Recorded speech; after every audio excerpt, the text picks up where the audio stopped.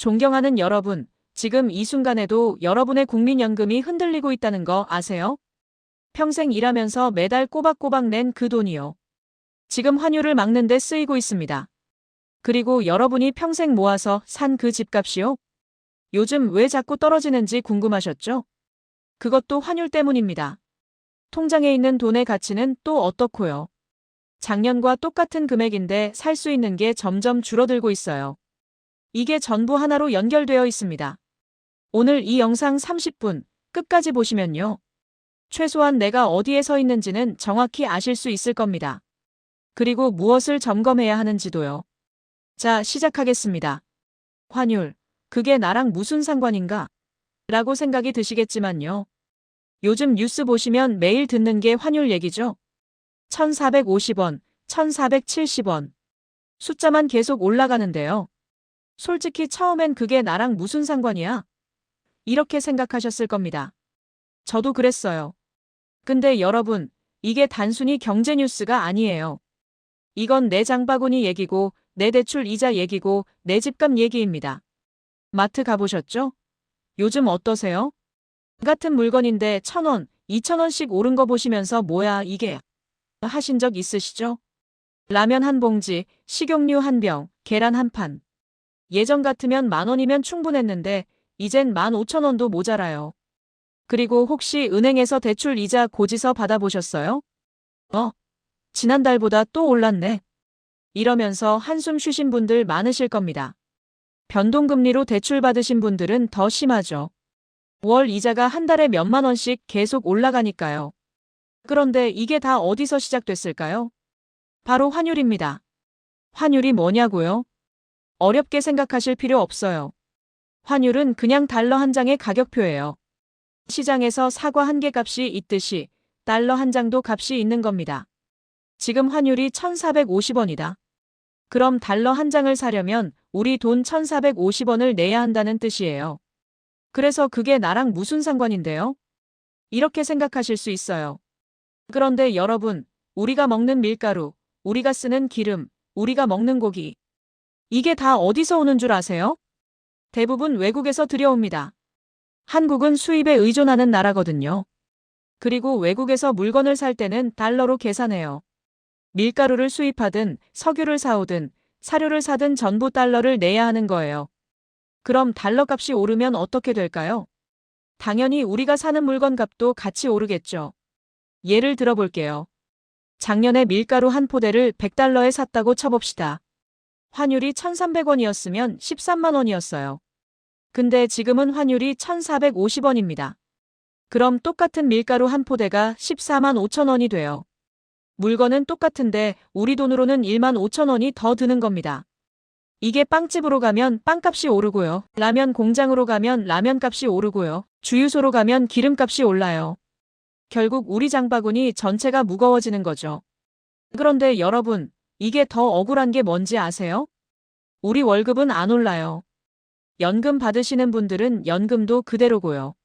작년에 받던 돈 그대로 받는데 물가만 계속 오르니까 생활이 빠듯해지는 겁니다. 왜 요즘 들어 돈이 안 남지? 예전엔 이 정도면 충분했는데. 이런 생각 드셨던 분들 많으실 거예요. 그게 바로 환율 때문입니다. 환율이 오르면 수입 물가가 오르고 그게 고스란히 우리 생활비로 전가되는 거예요. 자, 여기까지는 이해하셨죠? 환율이란 곧 달러 가격입니다. 달러 가격이 오르면 수입품이 비싸지고 내 생활비가 속상하게 올라가는 거죠. 그런데 잠깐만요. 이제부터가 진짜 중요한 얘기예요. 왜 요즘 환율이 더 불안한가요? 요즘 뉴스 보시면 이런 말들로 도배를 합니다. 외국인 자금이 한국 증시에서 빠져나가고 있다. 외국인 투자자들이 한국을 떠나고 있다. 그럼 댓글에는 이런 말들이 올라와요. 한국 망했네. 나라가 끝났다. 근데 여러분, 이건 좀 과장된 표현이에요. 외국인 자금이 빠진다고 해서 한국이 망하는 건 아닙니다. 그럼 왜 빠져나가는 걸까요? 이유는 간단해요. 세상이 불안할 때 돈은 안전한 곳으로 이동하거든요. 예를 들어 볼게요. 여러분이 배를 타고 바다에 나갔는데 파도가 거세게 치기 시작했어요. 그럼 어떻게 하시겠어요? 구명조끼 챙기시죠? 돈도 똑같아요. 세계 경제가 흔들리고 미국 금리가 높아지고 여기저기서 전쟁 얘기 나오고 이런 상황이 되면 투자자들은 일단 안전한 곳으로 가자 이렇게 생각합니다. 그리고 전 세계에서 가장 안전한 자산이 뭐냐? 바로 달러예요. 미국 달러는 구명조끼 같은 겁니다. 위험할 때 일단 붙잡고 있으면 안심이 되는 거죠. 그래서 외국인 투자자들이 한국 주식을 팔고 달러를 사는 거예요. 한국이 싫어서가 아니라 달러가 더 안전하니까 그렇게 하는 겁니다. 그럼 한국에서 달러를 사려는 사람이 많아지겠죠? 달러를 사려는 사람이 많으면 달러 값은 어떻게 될까요? 당연히 올라요. 환율이 오르는 거예요. 2024년 7월에는 환율이 1372원까지 내려갔었어요. 그런데 12월에는 1480원까지 올라갔습니다. 불과 5개월 만에 100원 넘게 뛴 거예요. 이게 얼마나 빠른 속도인지 아세요? 달러 100만 원어치를 샀다고 치면요. 7월에는 137만 원이면 됐는데 12월에는 148만 원을 내야 해요. 똑같은 물건인데 11만 원이 더 드는 겁니다. 그런데 여기서 끝이 아니에요.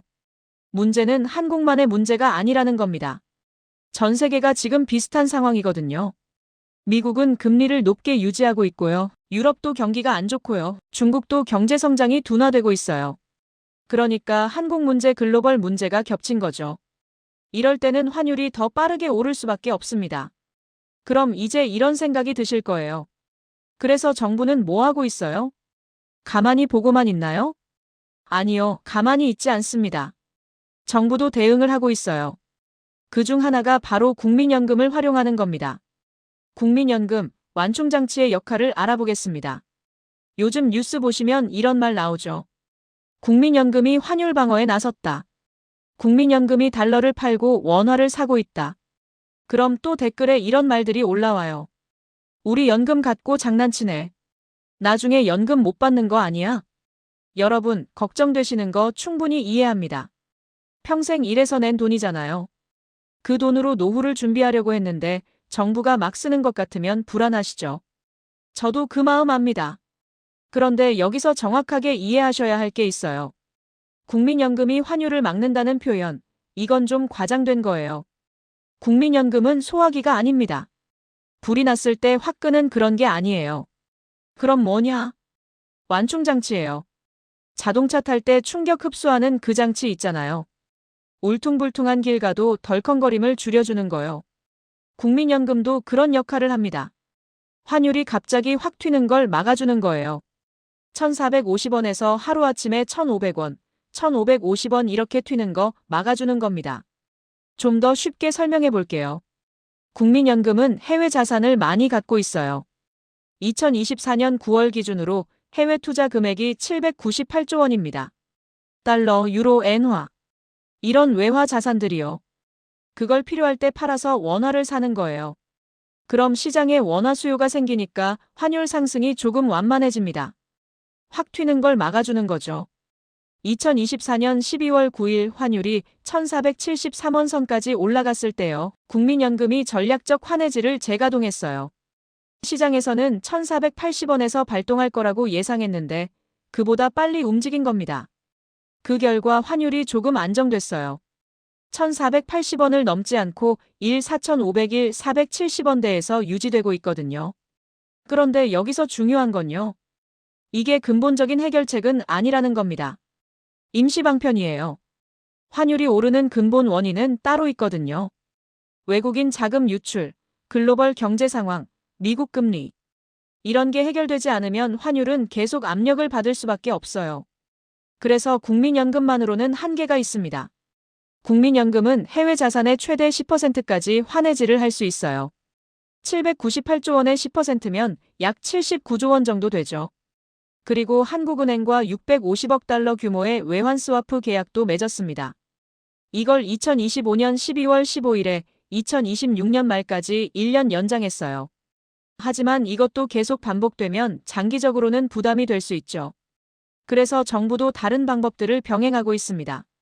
금리 조정도 고민하고 외환 보유액도 활용하고요. 여러분이 이해하셔야 할 건 이겁니다. 국민연금은 환율 급등을 완화하는 장치 중 하나일 뿐이에요. 이게 전부가 아니고 이것만으로 다 해결되는 것도 아니라는 거죠. 그런데 잠깐만요. 여기까지만 들으시면 그래, 환율 얘기는 알겠어. 그래서 이렇게 생각하실 수 있어요. 아직 진짜 중요한 얘기가 안 나왔거든요. 환율이 내 집값을 흔드는 이유를 아셔야 합니다. 여러분, 이제부터가 정말 중요합니다. 집중해서 들어주세요. 환율이 오르면 집값이 왜 떨어질까? 이게 한두 단계로 끝나는 게 아니에요.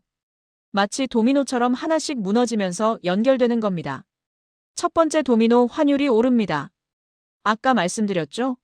달러 값이 오르면 수입 물가가 오른다고요. 밀가루, 석유, 사료. 전부 비싸지는 거예요. 두 번째 도미노, 물가가 오릅니다.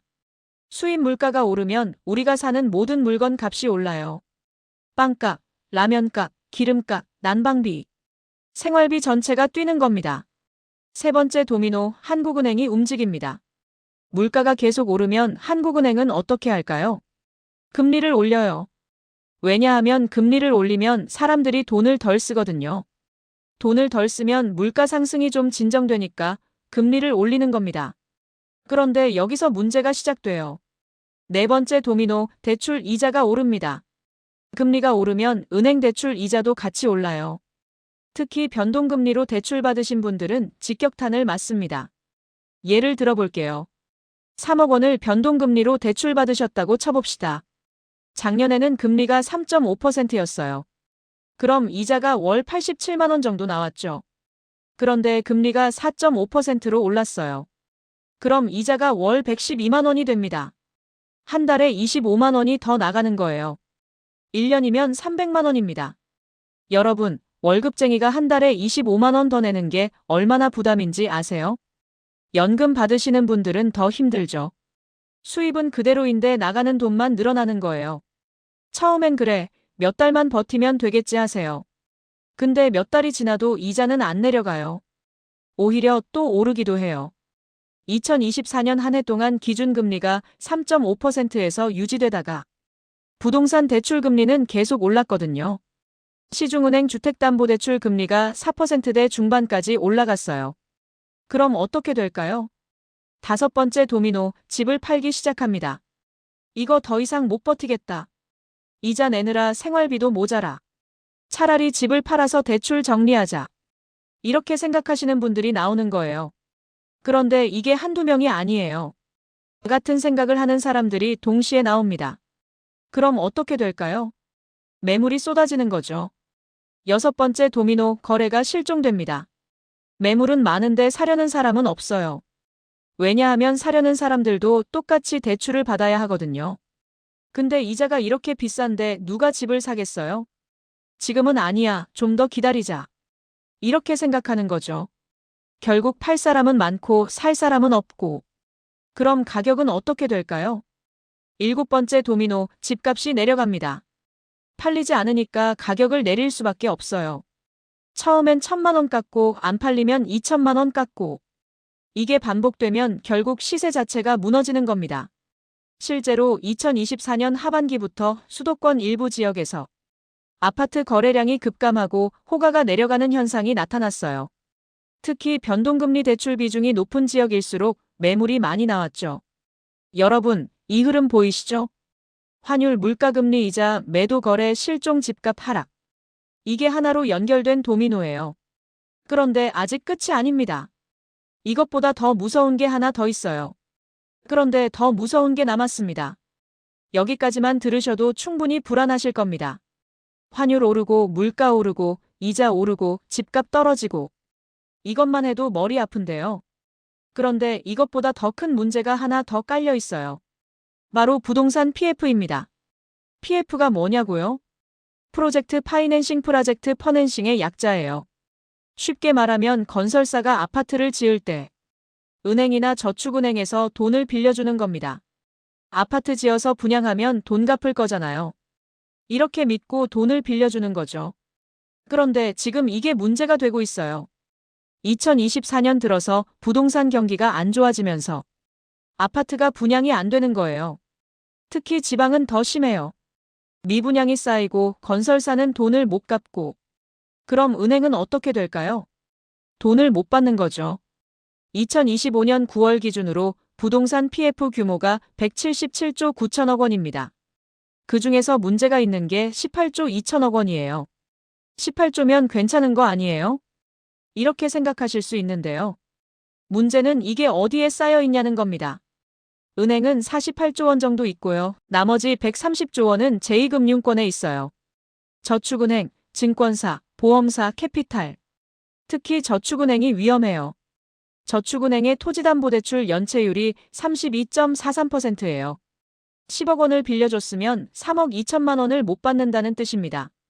이게 왜 무서우냐면요. 여러분 중에 저축은행에 예금하신 분들 계시잖아요. 금리가 높으니까 저축은행에 돈 넣어두신 분들 많으세요. 그런데 저축은행이 PF 대출로 돈을 못 받으면 어떻게 될까요? 저축은행이 흔들리는 거예요. 물론 예금자 보호법이 있어서 5천만 원까지는 보호됩니다. 하지만 그 이상은 위험할 수 있어요. 그리고 이게 연쇄 효과를 일으킬 수 있다는 게 더 무섭죠. 건설사 부도 은행 손실 저축은행 위기 예금 불안. 이게 하나로 연결될 수 있는 겁니다. 정부에서도 이걸 알고 있어요. 그래서 2024년부터 부실 PF 정리 작업을 진행하고 있죠. 9월 말까지 16조 5천억 원 규모를 정리했다고 해요. 그리고 2027년부터는 PF 사업의 자기자본 비율을 20%까지 올리기로 했어요. 돈 없이 무리하게 사업하는 걸 막겠다는 거죠. 하지만 여전히 11조 원 넘는 부실 PF가 남아있어요.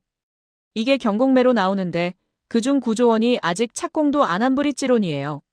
쉽게 말하면 땅만 사놓고 건물은 못 짓는 상태라는 겁니다. 여러분, 지금까지 들으신 거 정리해 볼게요. 환율이 오르면서 물가가 오르고, 물가가 오르니까 금리가 오르고, 금리가 오르니까 대출 이자가 늘어나고, 이자 부담 때문에 집을 파는 사람이 늘어나고, 집값은 떨어지고, 거기에 부동산 PF까지 불안한 상황이에요. 이게 지금 우리가 서 있는 자리입니다. 그런데 여기서 끝이 아니에요. 이게 왜 나와 직접적으로 연결되는지, 내 통장과 내 집과 내 연금이 왜 위험할 수 있는지. 이 얘기는 끝까지 들으셔야 합니다. 자, 그럼 이제 부동산 PF 얘기를 본격적으로 말씀드려 볼게요. 아까 잠깐 말씀드렸죠? 건설사가 아파트 지을 때 은행에서 돈을 빌리는 거, 그게 PF라고요. 그런데 여기서 중요한 건요. 이게 당장 터지는 폭탄은 아니라는 겁니다. 하지만 이미 깔려있는 지뢰밭은 맞아요. 무슨 말이냐면요. 지금 당장 큰 사고가 나는 건 아닌데 조심하지 않으면 밟을 수 있다는 거예요. 그리고 한번 밟으면 연쇄적으로 터질 수 있죠. 좀 더 쉽게 설명해 드릴게요. 부동산 PF는 이렇게 돌아갑니다. 건설사가 아파트 짓겠습니다 하면 시행사가 땅을 사고 은행이나 저축은행이 돈을 빌려줘요. 아파트를 지어서 분양하면 분양금으로 대출을 갚는 거죠. 정상적으로 돌아가면 문제 없어요. 그런데 중간에 문제가 생기면요. 분양이 안 되면요. 돈을 못 갚는 겁니다. 그럼 은행은 손실을 보고 건설사는 부도가 나고 이게 연쇄적으로 퍼지는 거예요. 2024년 건설사 부도업체 수가 22개예요. 상반기만 해서 벌써 전년도를 넘어섰어요. 그중 3분의 2가 지방 건설사예요. 왜 지방이 더 심할까요? 지방은 미분양이 많거든요. 서울은 그나마 분양이 되는데 지방은 아파트를 지어도 안 팔려요. 그럼 건설사는 돈을 못 갚고 은행은 돈을 못 받고 악순환이 시작되는 겁니다. 그런데 여기서 더 무서운 게 뭔지 아세요? 건설사가 부도나면 끝이 아니에요. 그 뒤에 연결된 게 엄청 많아요. 건설사, 시행사, 은행, 저축은행, 증권사, 보험사. 이게 전부 하나로 연결되어 있어요. 특히 저축은행이 위험합니다. 아까 말씀드렸죠? 저축은행 토지담보대출 연체율이 32%라고요. 이게 왜 이렇게 높아졌을까요? 저축은행은 시중은행보다 경쟁력이 낮아요. 그래서 위험한 사업에 더 많이 뛰어들었어요. 브릿지론이라고 들어보셨어요? 아파트 짓기 전에 땅 살 때 빌려주는 돈이에요. 이게 위험이 제일 높거든요. 아직 건물도 안 지어졌으니까요. 그런데 저축은행이 여기에 많이 뛰어들었어요. 금리가 높으니까 수익이 좋았거든요. 그런데 부동산 경기가 나빠지면서 이게 전부 부실로 돌아온 거예요.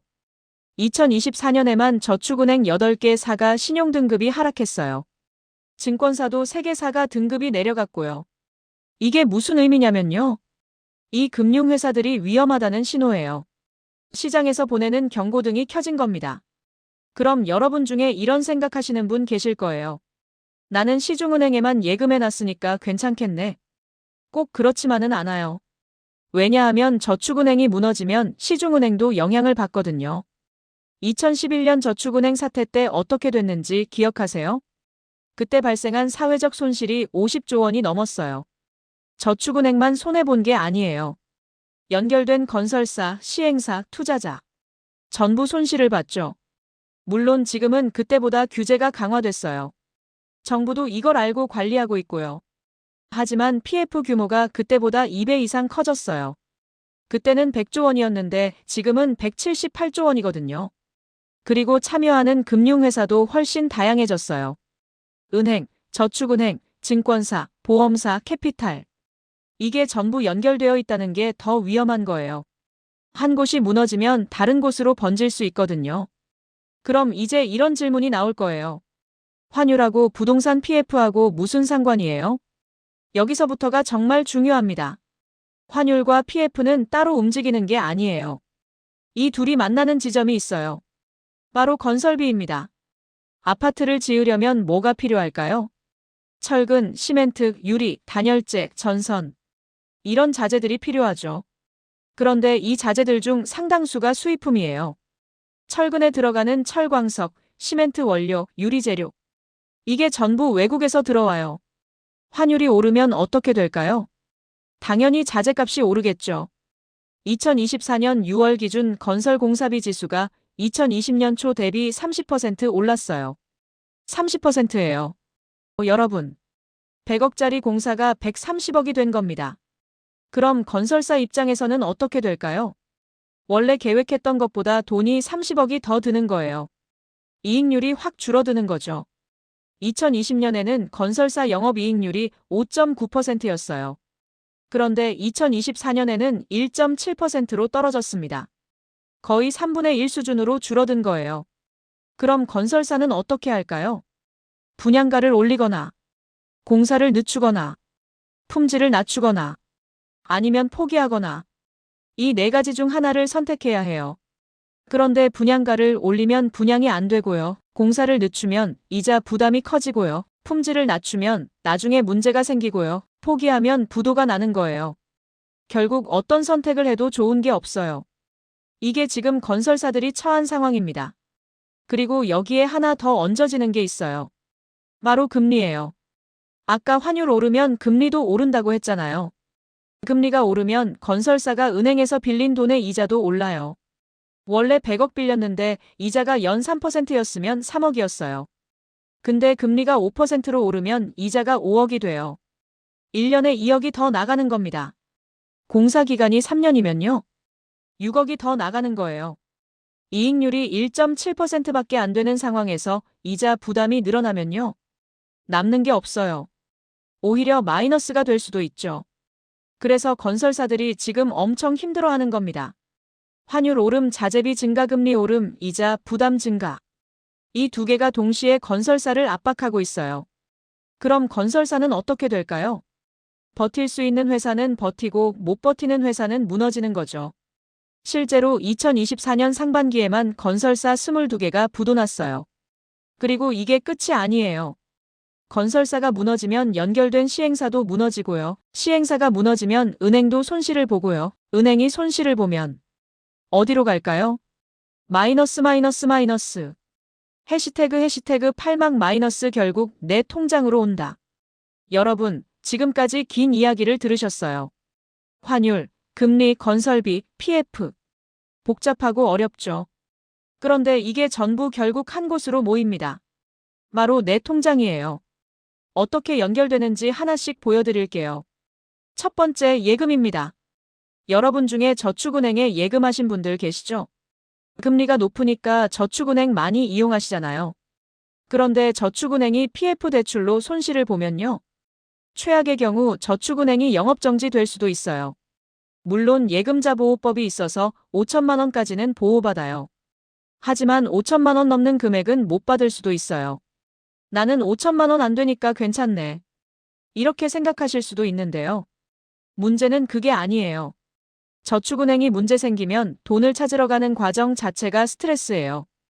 2011년 저축은행 사태 때 어떻게 됐는지 기억하세요? 사람들이 저축은행 앞에 줄 서서 돈 찾으려고 난리였잖아요. 나중에는 다 돌려받았지만 그 과정이 얼마나 힘들었어요. 두 번째, 연금입니다. 국민연금 받으시는 분들 많으시죠? 그런데 국민연금이 계속 환율 방어에 동원되면요. 장기적으로는 수익률이 떨어질 수 있어요. 환해지를 하면 단기적으로는 환율 안정에 도움이 되지만 장기적으로는 해외 투자 수익률이 줄어들 수 있거든요. 국민연금의 해외 투자 수익률이 좋은 이유가 뭔지 아세요? 환율이 오르면 달러로 투자한 자산 가치가 올라가거든요. 그런데 환해지를 하면 이 이익을 못 보는 거예요. 물론 환율이 떨어질 때는 손실을 막을 수 있지만요. 문제는 환율이 계속 오를 때예요. 환해지를 하면 수익 기회를 놓치는 셈이 되는 거죠. 그래서 전문가들 사이에서도 의견이 갈려요. 국민연금은 장기 투자인데 환해지가 맞냐? 아니다. 단기 안정이 더 중요하다. 이렇게 논쟁이 있는 겁니다. 어쨌든 여러분이 받으실 연금의 수익률과 관련이 있다는 거예요. 세 번째, 집값입니다. 이건 더 직접적이죠. 환율 오르면 금리가 오르고 그렇게 되면 이자 부담 늘어나고 우리가 원하지 않아도 자동으로 집값이 떨어집니다. 이 흐름은 이미 설명드렸어요. 그런데 여기에 하나 더 있어요. 바로 미분양이에요. 건설사가 아파트를 지었는데 분양이 안 되면요. 나중에 금매로 나와요. 빨리 팔아야 하니까 싸게 팔겠습니다. 이렇게 나오는 거죠. 그럼 주변 아파트 시세는 어떻게 될까요? 같이 내려가요. 옆 단지는 저렇게 싸게 파는데 우리 집은 왜 비싸? 이렇게 되는 거예요. 실제로 지방에서는 이런 일이 벌어지고 있어요. 미분양 아파트가 분양가보다 2030% 싸게 나오면서 주변 집값을 다 끌어내리는 거예요. 네 번째, 대출입니다. 변동금리로 대출 받으신 분들은 이미 체감하고 계시죠? 금리가 오르면 이자가 계속 늘어나요. 월 100만 원 내던 게 120만 원, 140만 원. 이렇게 계속 올라가는 거예요. 그럼 생활비가 빠듯해지죠. 이자 내느라 생활비가 모자라. 애들 학원비 줄여야 하나. 용돈을 더 줄여야 하나. 이런 고민을 하게 되는 겁니다. 특히 은퇴하신 분들은 더 힘들어요. 수입은 연금밖에 없는데 이자 부담은 계속 늘어나니까요. 다섯 번째, 물가입니다. 이건 모든 분이 체감하시는 거죠. 환율이 오르면 수입품 가격이 오르고 그게 고스란히 장바구니 물가로 오는 거예요. 라면, 식용유, 밀가루, 고기, 생선. 안 오르는 게 없어요. 2024년 한 해 동안 생활물가 상승률이 3%가 넘었어요. 작년에 100만 원으로 살 수 있던 물건이 올해는 103만 원을 내야 산다는 뜻입니다. 연금은 그대로인데 물가만 오르니까 실질 구매력이 떨어지는 거예요. 여러분, 이게 전부 연결되어 있다는 거 보이시죠? 환율 하나가 움직이면 예금, 연금, 집값, 대출, 물가 전부 영향을 받아요. 그리고 이게 전부 결국 내 통장, 내 생활로 오는 겁니다. 자, 그럼 지금 정리를 좀 해볼게요. 2025년 1월 현재 우리는 어디에 서 있을까요? 환율은 4,501, 470원대를 유지하고 있어요. 2024년 12월에 1,480원까지 올라갔다가 조금 내려온 상태예요. 국민연금 환해지가 어느 정도 효과를 본 거죠. 하지만 근본적인 문제는 해결되지 않았어요. 외국인 자금은 여전히 빠져나가고 있고요. 미국 금리는 높게 유지되고 있고요. 글로벌 경제 불확실성도 계속되고 있어요. 그러니까 환율이 다시 오를 압력은 여전히 남아있는 겁니다. 부동산 PF는 어떨까요? 정부가 열심히 정리하고 있어요. 2024년 9월까지 16조 5천억 원 규모를 정리했다고 했죠. PF 대출 연체율도 4.24%로 조금 내려왔고요. 그럼 좋아진 거 아니에요? 어느 정도는 맞아요. 최악의 상황은 넘어간 것 같아요. 하지만 아직 11조 원이 넘는 부실 PF가 남아있어요. 그리고 저축은행 토지담보대출 연체율은 32%예요. 이건 여전히 위험 수준이에요. 특히 지방 미분양 물량이 아직 해소되지 않았어요. 지방 건설사들이 계속 힘들어하고 있고요. 그러니까 위기는 넘겼지만 안심하기엔 이르다. 이 정도로 보시면 돼요. 금리는 어떨까요? 한국은행 기준금리는 3.0%예요. 2024년 하반기에 0.25%포인트 인하했죠. 금리가 내려가니까 좋은 거 아니에요? 맞아요. 이자 부담은 조금 줄어들었어요. 하지만 시중은행 대출금리는 여전히 4%대 중반이에요. 기준금리하고 실제 대출금리는 차이가 크거든요. 그러니까 체감하시는 부담은 크게 안 줄어든 거예요. 물가는 어떨까요? 조금씩 안정되고 있어요. 2024년 하반기 들어서 물가 상승률이 2%대로 떨어졌거든요. 하지만 이미 올라버린 물가는 안 내려와요. 라면값, 식용유값, 고기값. 한번 오르면 잘 안 내려가잖아요. 그러니까 더 이상 안 오르는 것과 원래대로 내려가는 것은 다른 얘기예요. 여러분이 체감하시는 생활비 부담은 여전한 거죠. 그럼 지금 상황을 한마디로 정리하면요. 최악은 넘겼지만 방심하면 안 되는 상황. 이렇게 보시면 됩니다. 환율도, PF도, 금리도, 물가도 전부 관리 가능한 수준까지는 왔어요. 하지만 완전히 안전한 수준은 아니에요. 특히 환율은 언제든 다시 튈 수 있어요. 미국에서 금리를 더 올린다거나 글로벌 경제에 큰 충격이 온다거나 이런 일이 생기면 환율이 다시 1,500원을 넘을 수도 있죠. 그럼 지금까지 설명드린 도미노가 다시 시작될 수 있어요. 물가 오르고 금리 오르고 이자 늘어나고 집값 떨어지고. 그래서 지금이 중요한 겁니다. 아, 좀 나아졌네 하면서 방심하면 안 돼요.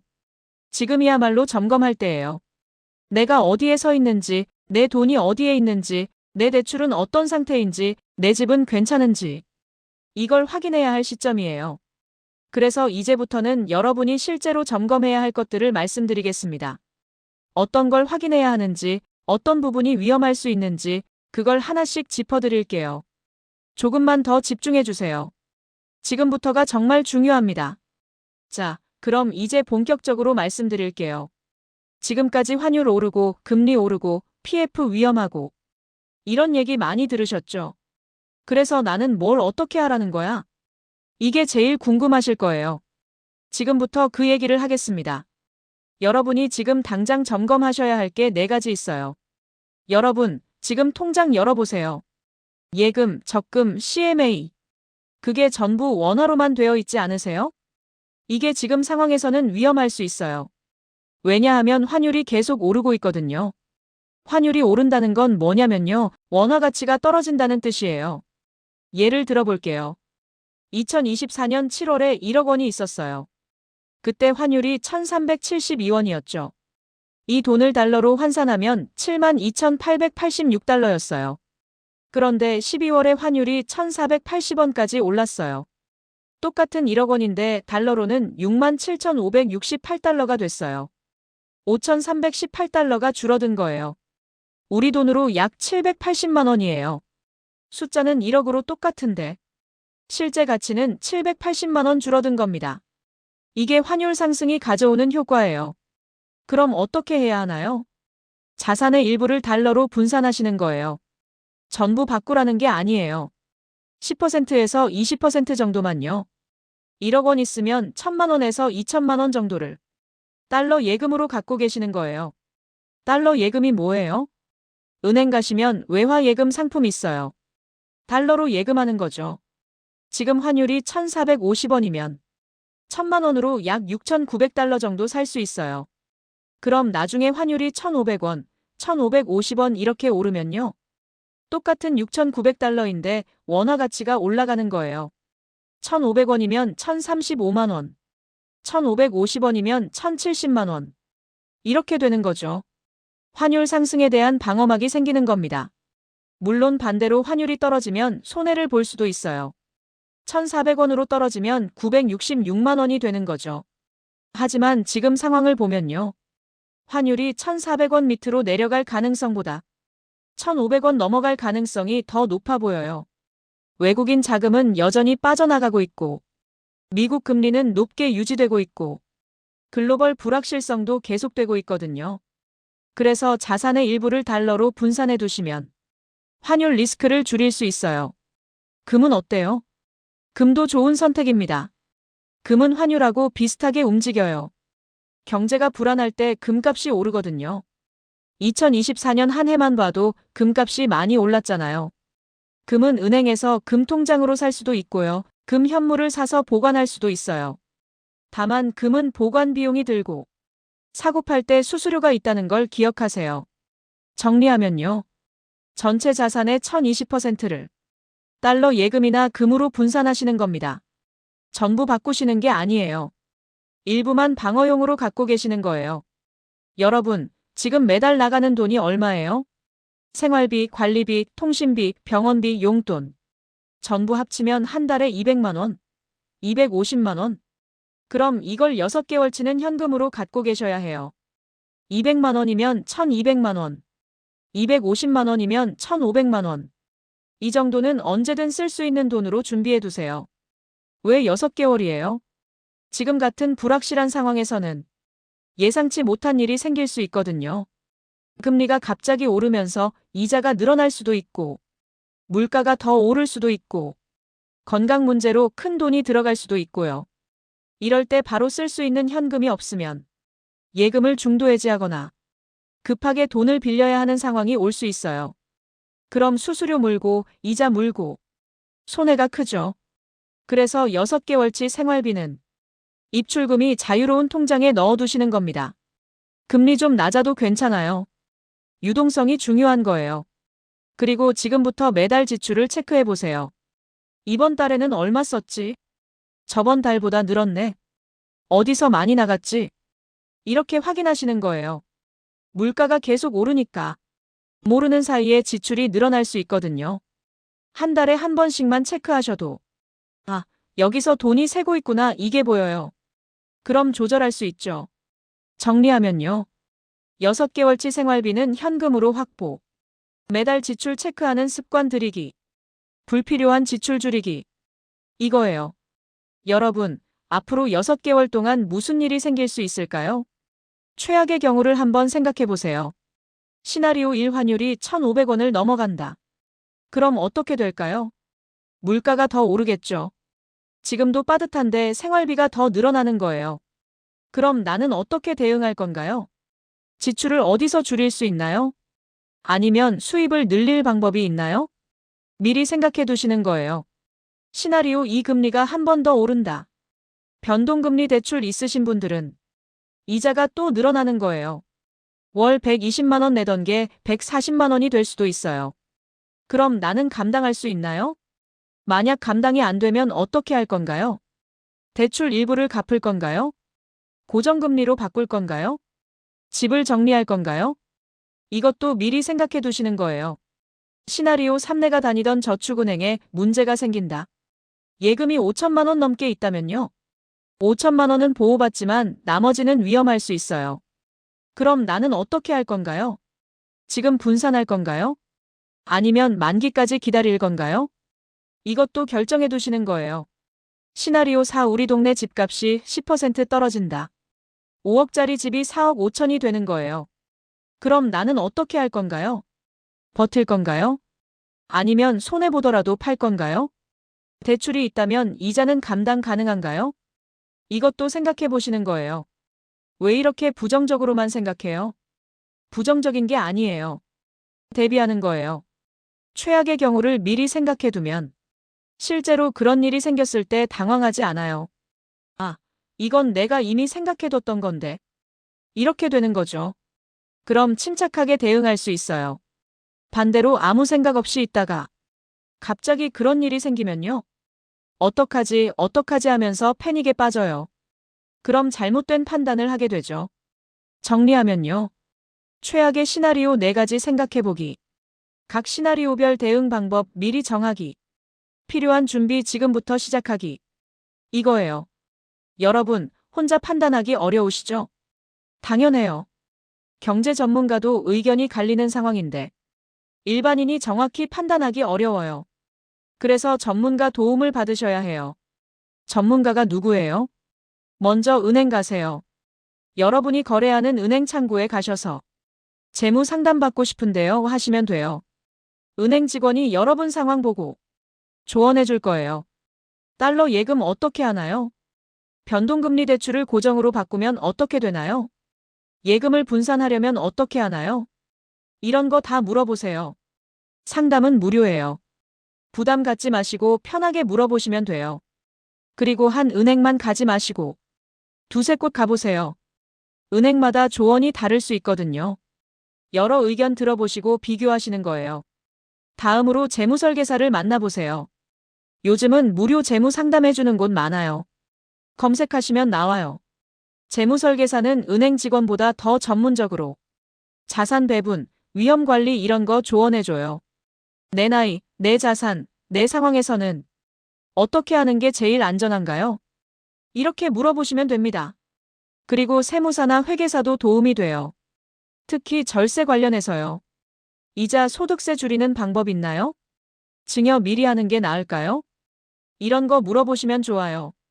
다만 한 가지 주의하실 게 있어요. 전문가 말을 100% 믿지는 마세요. 전문가도 틀릴 수 있어요.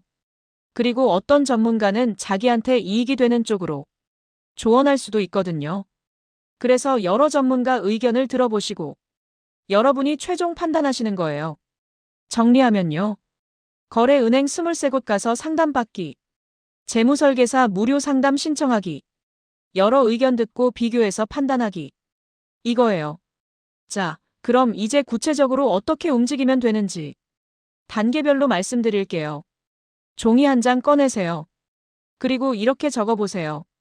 내 예금 어느 은행에 얼마, 내 대출 어느 은행에 얼마, 금리 몇 퍼센트, 변동인가 고정인가, 내 자산 원화 몇 퍼센트, 달러 몇 퍼센트, 부동산 몇 퍼센트, 월 생활비 얼마.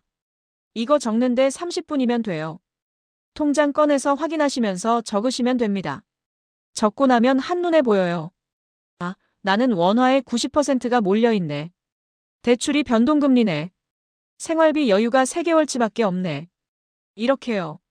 현황 파악했으면 은행 가세요. 거래하는 은행 중 한 곳에 전화하셔서 재무상담 예약하고 싶은데요 하시면 돼요. 시간 잡아주면 그때 가시면 됩니다. 가실 때 아까 적은 종이 갖고 가시고요. 제 상황이 이런데요. 어떻게 하면 좋을까요? 물어보세요. 달러 예금 상품도 설명 들으시고요. 대출 금리 전환 조건도 물어보시고요. 예금 분산 방법도 상담받으세요. 1시간이면 충분해요. 은행 상담 받았으면 이제 결정하세요. 나는 달러 예금을 1,000만 원 할 거야. 나는 대출을 고정금리로 바꿀 거야. 나는 일단 그냥 둘 거야. 뭐든 좋아요. 중요한 건 결정하는 거예요. 계속 나중에 하면 안 돼요. 2주 안에 결정하세요. 결정했으면 실행하세요. 달러 예금하기로 했으면 은행 가서 하세요. 대출 금리 바꾸기로 했으면 서류 준비해서 신청하세요. 예금 분산하기로 했으면 다른 은행 계좌 만드세요. 실행하는데 2시간이면 돼요. 미루지 마세요. 3개월에 한 번씩 다시 점검하세요. 환율이 어떻게 됐는지, 금리가 어떻게 됐는지, 내 자산 구성은 괜찮은지 30분만 시간 내서 확인하세요. 상황이 바뀌면 전략도 바꿔야 하거든요. 계속 모니터링 하시는 거예요. 정리하면요. 이번 주 현황 파악, 다음 주 은행 상담, 2주 후 결정, 한 달 후 실행, 3개월마다 점검. 이렇게 움직이시면 됩니다. 여러분, 긴 시간 집중해 주셔서 감사합니다. 환율부터 시작해서 금리, PF, 대출, 예금, 자산. 정말 많은 얘기했죠. 머리 아프셨을 거예요. 그런데 이 모든 게 결국 하나로 연결돼 있어요. 그리고 그게 전부 여러분 통장, 여러분 집, 여러분 생활과 관련이 있어요. 제가 마지막으로 꼭 당부드리고 싶은 거 있어요. 망했다, 끝났다 이런 말 많이 들리죠. 하지만 그렇지 않아요. 우리는 IMF도 극복했고, 금융위기도 극복했어요. 지금 상황도 충분히 관리 가능해요. 다만 개인적 대비는 하셔야 해요. 공포는 느끼지 않되 준비는 하시는 거예요. 내일 당장 다 바꾸실 필요 없어요. 천천히 하나씩 여러분 페이스대로 하세요. 중요한 건 방향이에요. 방향만 맞으면 천천히 가도 괜찮아요. 가족이랑 상의하시고요. 전문가 조언도 들으시고요. 여러 의견 들어보시고 결정하세요. 큰 돈 움직이는 건데 혼자 판단하면 위험해요. 상황은 계속 바뀌어요. 오늘 맞는 판단이 내일은 틀릴 수 있어요. 그러니까 뉴스도 보시고 정보도 찾아보시고 이런 영상도 계속 보시면서 계속 배우세요. 여러분, 오늘 이 영상 끝까지 보신 거 정말 대단한 겁니다. 30분 넘게 집중하셨잖아요. 그 말은 여러분이 이미 대비하는 사람이라는 뜻이에요. 위기는 모르는 사람부터 무너져요. 하지만 여러분은 이미 아시잖아요.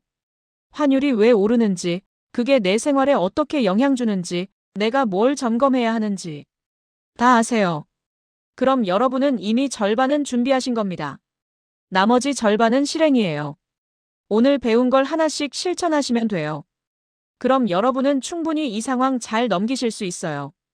평생 모은 돈, 소중한 집, 노후 연금 전부 지킬 수 있어요. 저는 여러분을 믿습니다. 오늘 영상 도움 되셨으면 구독 버튼 눌러주시고요. 궁금한 점 있으시면 댓글 남겨주세요. 다음 영상에서 또 뵙겠습니다. 건강하시고 평안하세요. 감사합니다.